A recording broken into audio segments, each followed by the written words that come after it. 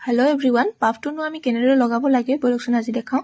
প্ৰথমতে মই আগৰ চুলিখিনি টি ছেকশ্যন কৰি লৈছোঁ আৰু পাছৰ চুলিখিনি মই টাইট কৰি বান্ধি লৈছোঁ, তেতিয়া আমাৰ পাফটোও টাইট হয়।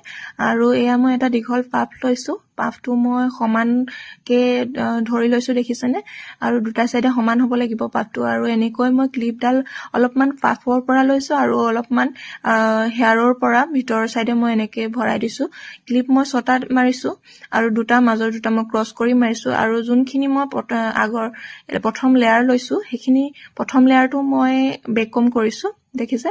আৰু এনেকৈ গোটেইখিনি মই বেক কম কৰি ছাইডৰ যোনখিনি পাফৰ লগত তলৰ ছাইডে আছে সেইখিনি মই বেছিকৈ বেক কম কৰি অকণমান মিলাই দিছোঁ, যাতে পাফটো দেখিবলৈ ধুনীয়া লাগে। আৰু যোনখিনি আৰু মই ছেকেণ্ড লেয়াৰ ল'ম সেইখিনি মই ক্লিন কৰি লৈছোঁ চুলিখিনি, আৰু এনেকৈ ক্লিন কৰি কমপ্লিট কৰিলোঁ।